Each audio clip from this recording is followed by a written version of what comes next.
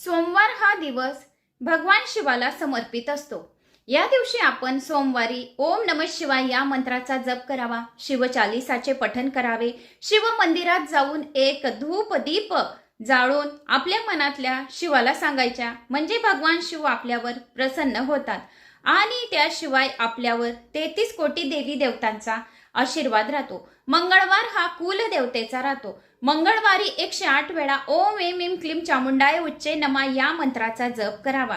बुधवार हा गणपतीला समर्पित दिवस असतो। या दिवशी ओम विघ्नेश्वराय नमः, श्री गणेशाय नमः, ओम विघ्नराजाय नमः, ओम वक्रतुंडाय हू अशा या मंत्रांचा जर आपण 108 वेळा जप केला तर आपल्या मुलांना चांगली बुद्धी, ज्ञानाची, धन, यश, कीर्तीची प्राप्ती होते। गुरुवार हा महालक्ष्मीला, स्वामी समर्थाला, साईबाबांना, बऱ्याच काही दिवशी गुरुवार हा बृहस्पती देवतांना समर्पित असतो। या दिवशी आपण ओम श्रीम नमः, ओम लक्ष्मी नारायण नमः, श्री स्वामी समर्थाय नमः, ओम ब्रूम बृहस्पती नमः या मंत्राचा जप करावा।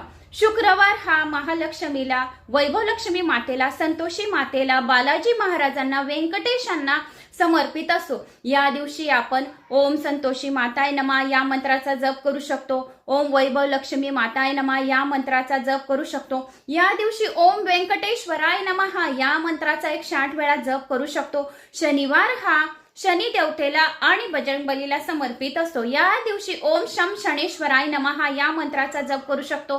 सरसोचा तेलाचा दिवा आपण पिंपळाच्या झाडाखाली, लांब वातीचा काळी तीळ टाकून आपण पिंपळाच्या झाडाखाली दीप समर्पित करू शकतो, म्हणजे तो दीप आपल्या पितरांना लागू होतो। याच्याने आपल्या घरातील सर्व पितृदोष दूर होतो, कटकट सततची असेल तर ती दूर होते आणि त्याशिवाय हनुमानाचा सुद्धा आपल्यावर आशीर्वाद राहतो। कालभैरव अष्टक, वल्गा सुक्त यांचा आपण पठण श्रवण करू शकतो। रविवार हा सूर्य देवतेला समर्पित असतो। रविवारी ओम सूर्य देवताय नमः, ओम घृणिताय नमः, सूर्याला जर अर्घ्य दिले, लाल फूल टाकले, त्यात थोडी साखर, गुळ टाकले तर आपल्याला मान प्रतिष्ठेत वाढ होण्यासाठी मदत होते। तर हा रविवारी जर आपण असे काही उपाय केले या दिवशी तर आपल्यावर सूर्य देवताचा आणि त्याशिवाय महालक्ष्मीचा सुद्धा आशीर्वाद राहतो, सर्व दुःख दारिद्र्य दूर होते।